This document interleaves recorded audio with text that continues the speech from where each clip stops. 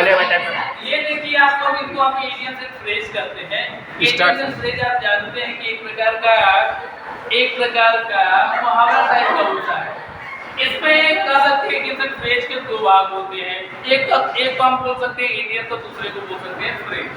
आप देखते हैं कि कुछ वर्ड्स क्या करते हैं, कुछ वर्ड्स होते हैं और कुछ वर्ड्स के बाद हम कुछ दूसरे शब्दों का जोड़ देते हैं, उनका संयोग कर देते हैं, तो एक नया वर्ड बन जाता है जिसको हम क्या बोलते हैं, फ्रेजल वर्ब बोलते हैं। क्या बोलते हैं उसको? फ्रेजल वर्ब बोलते हैं, है ना। अब बहुत लोगों को ये भ्रम हो जाता है, बहुत लोगों को इस बात का भ्रम हो जाता है कि ये जो वर्ब ना आगे जो लगे हुए वर्ब्स हैं, है ना, इनके बाद ये जैसे फा लिखा हुआ है, आन लिखा हुआ है, पान लिखा हुआ है, बहुत से लोगों को इस बात का भ्रम है कि ये सारे के सारे प्रीपोजिशन होते हैं, लेकिन ऐसा बात नहीं होता। सिर्फ और सिर्फ मैं आपको ये बताता हूँ और इस बात को आप किसी और से शेयर मत कीजिएगा कि केवल वही लोग जान पाएंगे जो मेरा यूट्यूब चैनल देखेंगे। ये सब लाइव वीडियो देखेंगे सर जी। हाँ सब रिकॉर्ड हो रहा है, आप समझिए, थोड़ा कमेंट करना बंद कीजिए। बाद में जितने जितने सब शब्द प्रयोग किए गए, ये सब प्रीपोजिशन नहीं होते। जानते क्या होते हैं? इनको एडवर्ब पार्टिकल्स बोला जाता है। क्या बोला जाता है? एडवर्ब पार्टिकल्स, यानी एडवर्ब। ये क्या है? एडवर्ब का हिस्सा है, ये हकीकत है, ये कोई फेक बात नहीं, ये हकीकत है ना। इन वर्ब्स के बाद लगने वाले फॉर, आर, पान, आउट, अप, अवे, डाउन आदि शब्द क्या है? ये एडवर्ब पार्टिकल्स कहे जाते हैं। इनको प्रीपोजिशन नहीं, ना प्रीपोजिशन समझने की बिल्कुल गलती नहीं करना है।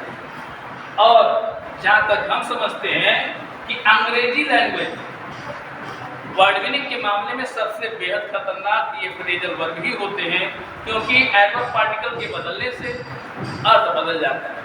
और हम गारंटी के साथ कर सकते हैं, वारंटी नहीं, गारंटी के साथ कर सकते हैं कि आपको, यहाँ तक कि मैं खुद भी सारे शब्दों को नहीं जानता और न ही आपका पढ़ाने वाला कोई अध्यापक इस सारे शब्दों को जानता होगा, उसको याद होगा, लेकिन हम पूरी कोशिश करेंगे कि आपको इन सारे शब्दों को लिखवाया जाए और 2-2, 4-4, 5-5 करके आपको रटवा दिया जाए।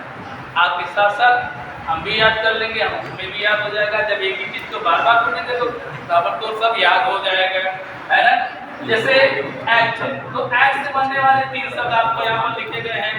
एक्ट फॉर, एक्ट फॉर का मतलब क्या होता है? किसी के स्थान पर कार्य करना है ना। एक्ट ऑन होता है, एक्ट ऑन का मतलब क्या होता है? प्रभाव डालना है। एक्ट अपॉन का मतलब होता है सुझाव पर चलना। तो एक्ट से आपने देखा 3 शब्दों का निर्माण हुआ है। फिर दूसरा शब्द देखिए बैक, है ना। बैक आउट का मतलब होता है पीछे हट जाना, और बैकअप का मतलब होता है सहारा देना। लोग बोलते हैं बैकअप, है ना, आप अक्सर इस शब्द को सुनते हैं बैकअप। बैकअप क्या होता है? फ्रेजल वर्ब होता है, इसका मतलब क्या होता है? सहारा देना होता है।